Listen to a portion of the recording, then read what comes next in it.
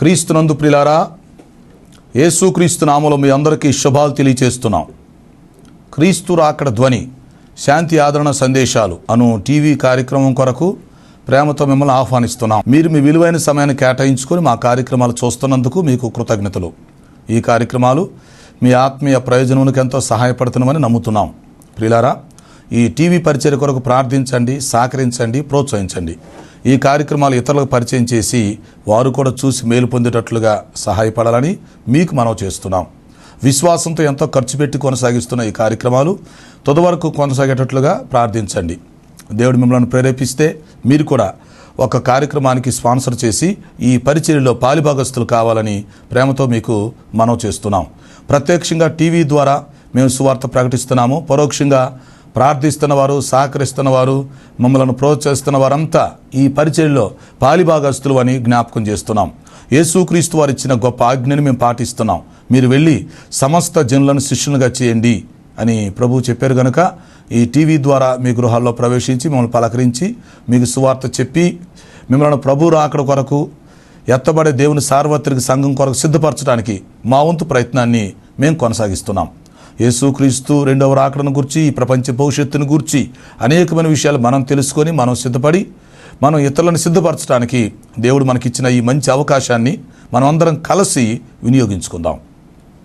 ప్రస్తుతం మనం ఈ రెండవ రాకడ వర్తమానాలు ఒక సబ్జెక్టుగా తీసుకొని సీరియల్గా ధ్యానం చేస్తున్నాం. ఈరోజు మనం క్రీస్తు న్యాయ సింహాసనపు తీర్పు ఈ అద్భుతమైన అంశాన్ని ధ్యానం చేయబోతున్నాం. వాక్యం కొరకు మీ మనసులను సిద్ధం చేయండి. ప్రార్థన. పరిశుద్ధుడు అయిన మా తండ్రి, జీవాధిపతి, మీ ఘనమైన పాదాలకు స్తుతి స్తోత్రాలు చెల్లిస్తున్నాం. ఈ సమయంలో రాకడ వర్తమానాలు తీసుకోబోతున్నాము, సహాయము చేయండి. క్రీస్తు న్యాయ సింహాసనపు తీర్పు ఈరోజు పరిచయం గురించి మేము తెలుసుకోబోతున్నాం. మీరు బోధకులై మాకు బోధ చేయమని మనం చేస్తున్నాం. మీ దాసుని నన్ను బలపరిచి వాడుకోండి. ఈ కార్యక్రమం సహకరిస్తున్న కుటుంబమును దీవించమని మనం చేస్తున్నాం. రక్షణ లేని వారికి రక్షణ దయచేయండి. రక్షణ పొందిన వారిని సంఘంలో స్థిరపరిచి బలపరిచి మీ రాకడ కొరకు సిద్ధపరచమని మనం చేస్తున్నాం. మాకు అవసరమైన సందేశం దయచేసి మీరే మహిమ పొందమని యేసు పరిశుద్ధ నామములో అడుగుచున్నాను తండ్రి, ఆమేన్. ప్రియులారా, మంచిది. కూడి వచ్చిన మీ అందరికీ మరొకసారి శుభాలు, ప్రత్యేక వందనాలు తెలియచేస్తూ మిమ్మల్ని వర్తమానం కొరకు ఆహ్వానిస్తున్నాం. మీరు వింటున్న చూస్తున్న ఈ వర్తమానాలు క్రీస్తు రాకడ ధ్వని యూట్యూబ్లో, ఫేస్బుక్లో మీకు అందుబాటులో ఉంటున్నాయి. ఆ అవకాశం ఉపయోగించుకోండి. క్రీస్తు రాకడ ధ్వని యూట్యూబ్ ఛానల్ని మీరు సబ్స్క్రైబ్ చేయండి. మీకు తెలిసిన వాళ్ళందరికీ షేర్ చేయండి. ఓకే. దేవుని తీర్పులు 7 తీర్పుల్లో ఈరోజు 3వ తీర్పును గూర్చి మనం ప్రారంభిస్తున్నాం. మనం ధ్యానం చేయబోతున్న అంశం క్రీస్తు న్యాయ సింహాసనపు తీర్పు. అర్థం చేసుకోండి, పరిశుద్ధ గ్రంథంలో ఇదొక శ్రేష్టమైన అంశం. రెండవ రాకడలో క్రీస్తు న్యాయ సింహాసనం అనేది ఒక ప్రాముఖ్యమైన ఘట్టం. కాబట్టి ఈరోజు క్రీస్తు న్యాయ సింహాసనం పరిచయం మీకు తెలియపరుస్తాం. దీనికి సంబంధించిన ఉపోద్ఘాతం, సందర్భం మీకు తెలియపరుస్తాం. జాగ్రత్తగా మీరు ఆలకించండి. ఈ వర్తమానాలు మంచి నోట్స్ మీరు సిద్ధం చేసుకోవటానికి ప్రయత్నం చేయండి. ప్రతి వారం క్రమంగా హాజరవుతూ ఈ వర్తమానాలు మీ ఆత్మీయ జీవితానికి అన్వయించుకోండి. ఓకే. మనం ఆల్రెడీ చెప్పుకుంటున్నాం, వాక్యానుసారంగా సార్వత్రికంగా 7 తీర్పులు ఉన్నాయని చెప్పాం. 1 సిలువు తీర్పు, 2 కృపాసింహాసనపు తీర్పు, 3 న్యాయసింహాసనపు తీర్పు, 4 ఇశ్రాయేలులకు జరిగే తీర్పు, 5 మహిమగల సింహాసనపు తీర్పు, 6 పడద్రోయబడిన దేవదూతలకు జరిగే తీర్పు, 7 ధవళ సింహాసనపు తీర్పు. ఓకే. ఈ విధంగా పరిశుద్ధ గ్రంథంలో 7 తీర్పులను మనం గమనించాలి. ఆల్రెడీ 2 తీర్పుల గురించి మీకు చెప్పడం జరిగింది. 1 సిలువు తీర్పు. యేసుక్రీస్తు వారు వ్యక్తిగతంగా మానవ జాతి అందరి పక్షంగా సిలువులో తీర్పు పొందారు అని, మనకు రావలసిన శిక్ష ఆయన భరించి మనకు రక్షణ ప్రణాళిక ఏర్పాటు చేశారు అని మనం తెలుసుకున్నాం. గత కార్యక్రమంలో కృపాసింహాసనాన్ని గురించి మనం తెలుసుకున్నాం. ఇది విశ్వాసులకు జరిగే తీర్పు వ్యక్తిగత తీర్పు. మనకు మనమే తీర్పు తీర్చుకొని మన జీవితాల్ని సరిచేసుకోవటానికి ఇది ప్రభు మనకిస్తున్న మంచి అవకాశమని, ఇది ప్రభు బల దగ్గర జరుగుతుందని మనం నేర్చుకున్నాం. ఓకే, ఇప్పుడు చూడండి 3వ తీర్పు, క్రీస్తు న్యాయసింహాసనపు తీర్పు. ఓకే, ఈ తీర్పును గురించి బైబిల్లో ఎక్కడుంది? దీనికి సంబంధించి చాలా రిఫరెన్స్లు ఉన్నాయి. కొన్ని ఇక్కడ ఇవ్వటానికి ప్రయత్నం చేస్తాం.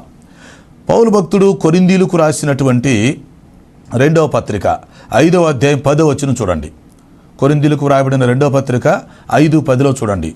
ఎందుకనగా తాను జరిగించిన క్రియలు చొప్పున అవి మంచివైనను సరే చెడ్డవైనను సరే దేహముతో జరిగించిన వాటి ఫలము పొందునట్లుగా మనమందరము క్రీస్తు న్యాయపీఠము ఎదుట ప్రత్యక్షము కావలెను. ఎస్, 2వ రాకడకు ముందు ఇది జరగబోతుంది. సంఘము ఎత్తబడిన తర్వాత మధ్యాకాశములో క్రీస్తు న్యాయపీఠము దగ్గర ఇది జరగబోతుంది. అర్థం చేసుకోండి.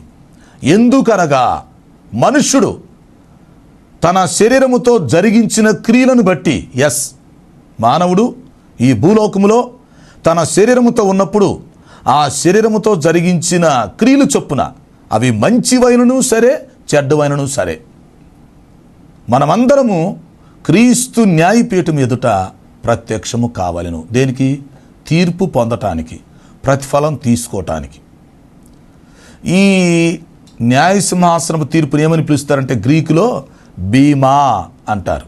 అంటే వ్యక్తి జీవితంలో చివరిలో పొందే ప్రతిఫలం.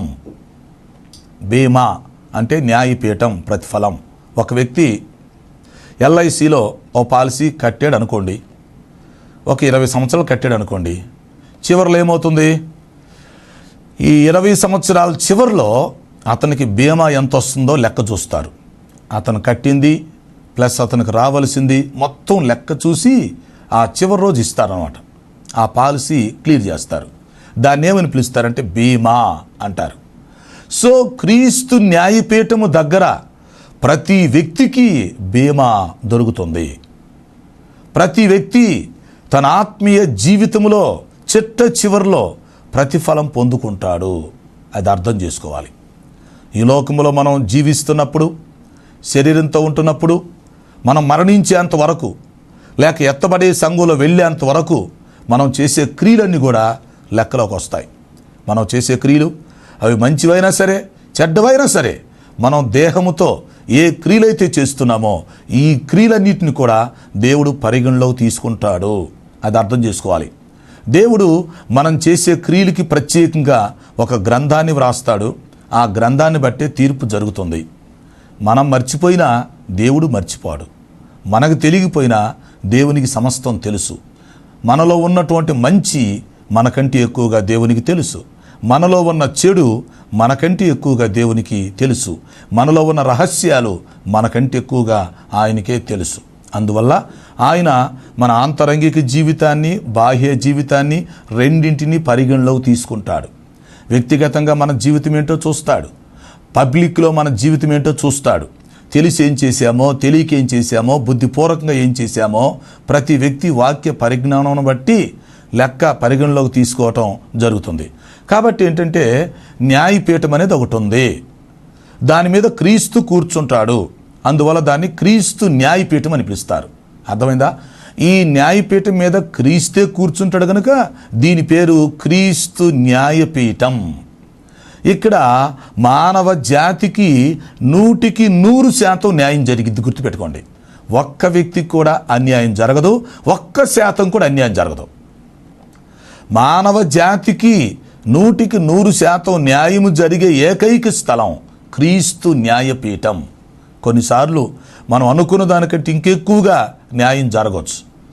మనకు రావాల్సిన ప్రతిఫలం కంటే ఇంకా ఎక్కువ ప్రతిఫలాన్ని ఆయన మనకి ఇస్తాడు, ఇవ్వచ్చు.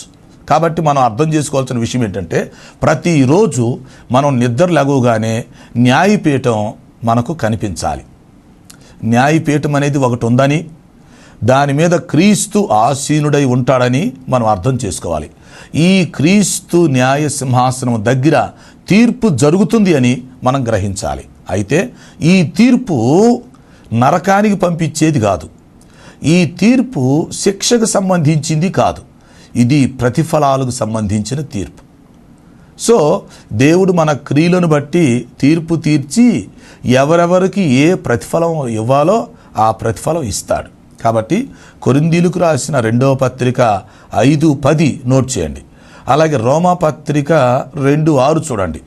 ఆయన వాని క్రియలు చొప్పున ప్రతి వానికి ప్రతిఫలం ఇచ్చును. చూసారా? ఆయన వాని క్రియలు చొప్పున ప్రతి వానికి ప్రతిఫలం ఇస్తాడు. అది ఒక్కరు కూడా మిస్ అయ్యే ప్రసక్తే లేదు. ప్రకటన గ్రంథంలో 22:12 మనం చూస్తాం. ప్రకటన 22:12, ఇదిగో నేను త్వరగా వచ్చుచున్నాను, వాని క్రియలు చొప్పున ప్రతి వానికి ఇచ్చుటకు నేను సిద్ధపరిచిన జీతం నా వద్ద ఉంది. చూసారా? ప్రభు త్వరగా వస్తున్నాను అంటున్నాడు, జీతం తీసుకొని వస్తున్నాను అంటున్నాడు. అవునా? ప్రతి వానికి వాని క్రియలు చొప్పున ప్రతిఫలం ఇస్తానంటున్నాడు. ఓకే, కాబట్టి 2వ రాకడలో న్యాయపీఠం అనేది ముఖ్యమైనటువంటి సందర్భం. ఇదొక ముఖ్యమైన ఘట్టం. అయితే ఇక్కడ మనం కొన్ని విషయాలు ఆలోచించాలి. న్యాయపీఠం దగ్గర తీర్పు జరుగుతుంది కదా, ఎవరు తీర్పు తీరుస్తారు, ఎవరికి తీర్పు తీరుస్తారు? అవునా? ఎప్పుడు తీర్పు తీరుస్తారు, ఎక్కడ తీర్పు తీరుస్తారు, ఈ తీర్పు ఎందుకు జరుగుతుంది, ఈ తీర్పు ఎలా జరుగుతుంది, ఈ తీర్పు దేన్ని ఆధారం చేసుకొని జరుగుతుంది, ఈ న్యాయసింహాసనం దగ్గర పరిస్థితులు ఎలా ఉంటాయి, ఎన్ని వరుసలు ఉంటారు, ఇలాంటి ఎన్నో ప్రశ్నలు, ధర్మ సందేహాలు ఈ అంశంలో మనం తీర్చుకోవచ్చు. ఓకే, వాక్యానుసారంగా దేవుని ప్రణాళికలో 7 తీర్పుల గురించి మనం చూస్తున్నాం. అందులో 3వ తీర్పును గురించి ఆలోచిస్తున్నాం. ఇది క్రీస్తు న్యాయపీఠం. ఓకే, క్రీస్తు న్యాయ సింహాసనపు తీర్పు. ఆయన సింహాసనం మీద కూర్చుండి తీర్పు తీరుస్తాడు. ఇక్కడ విషయం ఏంటంటే, తీర్పు తీర్చే వ్యక్తి ఎవరు? యేసుక్రీస్తు వారు. వాస్తవానికి తీర్పు తీర్చేది ఎవరు? తండ్రి అని దేవుడు. అంతేనా? ఆయనే సృష్టికర్త కాబట్టి మానవ జాతికి తీర్పు తీర్చే అధికారం ఆయనకుంది. ఆయన మానవ జాతిని సృష్టిస్తున్నాడు, పోషిస్తున్నాడు, కాలచక్రం త్రిప్పుతున్నాడు, అవసరమైతే నాశనం చేస్తాడు. కాబట్టి తీర్పు తీర్చే అధికారం ఆయనకుంది. అయితే విషయం ఏంటంటే, తండ్రి ఈ తీర్పు తీర్చే అధికారం తన అద్వితీయ కుమారుడని యేసుక్రీస్తుకి ఇస్తాడు. అది అర్థం చేసుకోవాలి. యేసుప్రభు ఏం చెప్పాడంటే, తండ్రి ఎవనికి తీర్పు తీర్చడు అన్నాడు. తండ్రి ఎవనికి తీర్పు తీర్చడు, కుమారుడే తీర్పు తీరుస్తాడు. తీర్పు తీర్చే అధికారం ఆయనకి ఇవ్వబడుతుంది. యేసుక్రీస్తు వారు మొదటి రాకడలో వచ్చినప్పుడు తీర్పు తీర్చలేదు, 2వ రాకడలో వచ్చినప్పుడు తీర్పు తీరుస్తాడు. ఉదాహరణకి ఒక వ్యక్తి వచ్చి ప్రభు దగ్గరికి, అయ్యా నాకు నా ప్రతివాదికి మధ్య వివాదం వచ్చింది, పరిష్కారం చేయమన్నాడు. అప్పుడు ప్రభు ఏం చెప్పాడంటే, ఓయి మీ మీద ఎవరు నన్ను తీర్పరుగా పెట్టారు అన్నాడు. కాబట్టి దాని ఉద్దేశం ఏంటి? తీర్పు తీర్చే అధికారం నాకు ఉంది, కానీ ఇప్పుడు నేను తీర్పు తీర్చను అన్నాడు. తీర్పు తీర్చమని అడిగితేనే కుదరదన్నాడు ప్రభు. అయితే 2వ రాకడలో వచ్చినప్పుడు ఆయన తీర్పు తీరుస్తాడు, తీర్పరిగా ఉంటాడు. తండ్రి అని దేవుడు ఈ తీర్పు తీర్చే అధికారం ఆయనకి ఇవ్వడం జరుగుతుంది. పౌలు భక్తుడు తిమోతికి రాసిన 2వ పత్రిక 4:1 చూడండి. దేవుని రాజ్యము తోడు ఆయన ప్రత్యక్షత తోడు నేను ఆనపెట్టి చెప్పునదేమనగా, ఇంకా అంటాడు అక్కడ, మృతులకును సజీవులకును తీర్పు చేయు యేసుక్రీస్తు తోడు అంటాడు. అంటే మృతులకి సజీవులకి ఆయనే తీర్పు తీరుస్తాడు అని మనం అర్థం చేసుకోవాలి. కాబట్టి ఇక్కడ ఎవరు తీర్పు తీరుస్తారంటే యేసుక్రీస్తు వారు తీర్పు తీరుస్తారు. ఈ అధికారం తండ్రి అనే దేవుడు ఆయనకి సంపూర్ణంగా ఇచ్చాడు. కాబట్టి యేసుక్రీస్తు ఏది తీర్పు తీరిస్తే ఇంకా అదే న్యాయం. అది గమనించుకోవాలి. అందుకే యోహాను రాసిన మొదటి పత్రికలో చూడండి, 2వ అధ్యాయం 1-2 వచనాలు. యోహాను మొదటి పత్రిక 2వ అధ్యాయం 1-2 వచనాలు. కాగా నా చిన్నపిల్లలారా, ఎవరైనాను పాపము చేసిన ఎడల నీతిమంతుడైన యేసుక్రీస్తు అను ఉత్తరవాది తండ్రి యొద్ద మనకున్నాడు. ఆయన మన పాపములకు శాంతికరమై ఉన్నాడు. మన పాపములకు మాత్రమే కాదు, సర్వలోకమునకు శాంతికరమై ఉన్నాడు. చూసారా? కాబట్టి యేసుక్రీస్తు వారు ఒక ఉత్తరవాదిగా ఉంటున్నాడు, మన పాపములకు శాంతికరమై ఉంటున్నాడు. ఆయన దేవుడికి ప్రజలకి మధ్యవర్తిగా ఉంటున్నాడు. మధ్యవర్తిగా ఉండి దేవుని దగ్గర అధికారం తీసుకొని న్యాయసింహాసనం దగ్గరికి వచ్చి ఆ సింహాసనం మీద కూర్చుండి తీర్పు తీరుస్తాడు. అది కాబట్టి దేవుని పిల్లలమైన మనం సంతోషించాలి, అతిశయించాలి. ఎందుకో తెలుసా? తీర్పు తీర్చేది ఎవరో కాదు, మనకు తెలిసిన ఆయన. మనల్ని రక్షించిన ఆయనే తీర్పు తీరుస్తాడు కనుక అది దేవుని పిల్లలకి ధైర్యం కలిగిస్తుంది. అదే అన్ని జనులకు అనుకోండి, అది భయాన్ని కలిగిస్తుంది, ఆందోళన కలిగిస్తుంది. కారణం, వారు యేసుక్రీస్తుని ద్వేషిస్తున్నారు, తిడుతున్నారు, లేకపోతే నిందలు వేస్తున్నారు, హింసిస్తున్నారు, విమర్శిస్తున్నారు, ప్రభువుని ఆయన పిల్లలు హింసిస్తున్నారు. ఇలాంటి వాళ్ళు న్యాయపీఠం దగ్గర ఏమి నిలబడగలరు? న్యాయపీఠం దగ్గర ప్రభువు కూర్చున్నప్పుడు ఆయన ముఖం చూడటానికి వీరికి ధైర్యం సరిపోతుందా? అసలు నిలబడగలరా? ఆలోచించండి. ఇప్పుడు వాళ్ళు తెలియక యేసు ప్రభును దూషిస్తున్నారు, హింసిస్తున్నారు, ద్వేషిస్తున్నారు, ఆయన ప్రజలను కూడా ద్వేషిస్తున్నారు. ఓకే, నిజంగా ప్రభు న్యాయపీఠం మీద కూర్చుంటే అన్యులు అక్కడికి వస్తే అది చూస్తే వాళ్ళు తట్టుకోగలరా? గుండె చెలించిపోతుంది. కాబట్టి అర్థం చేసుకోండి, యేసుక్రీస్తు వారికి తీర్పు తీర్చే అధికారం ఇవ్వబడింది. అది ఆయన తీర్పు తీరుస్తాడు. అయితే ఎవరికి తీర్పు తీరుస్తాడు? బాగా అర్థం చేసుకోవాలి. న్యాయసింహాసనం దగ్గర ప్రజలు ఎవరో, ఎవరికి తీర్పు తీరుస్తారు అని మనం అర్థం చేసుకుంటే ప్రియులారా, ఇది ప్రత్యేకముగా సంఘమునకు జరిగే తీర్పు, విశ్వాసులకు జరిగే తీర్పు. యేసుక్రీస్తు వారు తన సంఘానికి ప్రత్యేకంగా తీర్పు తీరుస్తారు. అన్యులు ఇక్కడికి రారు, పాత నిబంధన కాలపు ప్రజలు ఇక్కడికి రారు. కాబట్టి ఈ తీర్పులు ఎవరైతే దేవుని సార్వత్రిక సంఘంలో ఉన్నారో, ఎవరైతే వధువు సంఘంలో వధువుగా ఉన్నారో, ఎవరైతే యేసుక్రీస్తు శరీరములో అవయవాలుగా చేర్చబడ్డారో, ఎవరైతే ఆత్మరక్షణ పొందుకొని యేసుక్రీస్తుని సొంత రక్షకుడిగా ప్రభువుగా అంగీకరించి రక్షణలో స్థిరపడి ఎత్తబడే సంఘములోకి వచ్చారో వాళ్ళు న్యాయపీఠం దగ్గర ఉంటారు. తీర్పు తీర్చేది యేసుక్రీస్తు వారు. అయితే ఆ తీర్పులు ఎవరు ఉంటారంటే సంఘం ఉంటుంది. ఎత్తబడిన సంఘం న్యాయసింహాసనం దగ్గర నిలబడుతుంది అని మనం అర్థం చేసుకోవాలి. ఓకే, ఈ ఎత్తబడిన సంఘములో 2 వరుసలుగా నిలబడతారు. అది కూడా మీరు తెలుసుకోవాలి. క్రీస్తునందున్న మృతులు మొదటి వరుసలో ఉంటారు, క్రీస్తునందున్న సజీవులు 2వ వరుసలో ఉంటారు. అర్థం చేసుకోండి. క్రీస్తునందున్న మృతులు ధన్యులు, అలాగే క్రీస్తునందున్న మృతులు మొదట లేపబడుదురు. గమనించాలి.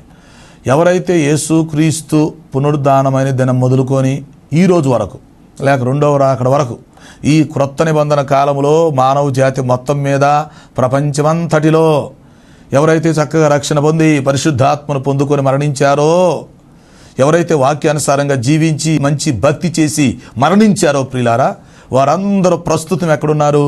పరదేశులో ఉన్నారు. అక్కడ వారు నిత్య విశ్రాంతి తీసుకుంటున్నారు, సంతోషిస్తున్నారు, రాకడ కొరకు కనిపెడుతున్నారు. అర్థం చేసుకోండి.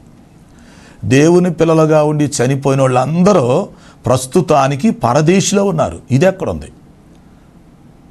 పరలోకమునకు దిగువ భాగంలో 3వ ఆకాశంలో ఉన్నట్టుగా మనం అర్థం చేసుకోవచ్చు. ఇదొక సపరేట్ స్థలం. క్రీస్తునందున్న మృతులు నివసించటం కోసం, ఆత్మలు ఉండేదానికోసం ఆ స్థలం ఏర్పాటు చేయబడింది. అది తాత్కాలిక స్థలం. కాబట్టి యేసుక్రీస్తు పునరుద్ధాన దినం మొదలుకొని 2వ రాకడ వచ్చేంత వరకు ప్రభువుని నమ్ముకొని చనిపోయిన వాళ్ళు మొత్తం ఇక్కడికి చేరతారు. రక్షణ పొందిన వాళ్ళంతా ఇక్కడ పరదేశులో ఉంటారు. పరదేశులో వీళ్ళు అంత ఒక గుంపు. ఇది విశ్రాంతి తీసుకునే బ్యాచ్, సంతోషించే బ్యాచ్. ఇది మనకు ఎలా తెలుసు? యేసుక్రీస్తు వారు సిలువలో ఉన్నప్పుడు 2వ దొంగతో ఆయన చెప్పిన మాటను బట్టి మనకు అర్థమైంది. అవునా? ఈ క్రీస్తునందున మృతులు మొత్తం పరదేశంలో ఉంటారని మనకి అక్కడ తెలిసింది. లేకపోతే మనకు తెలిసేది కాదు.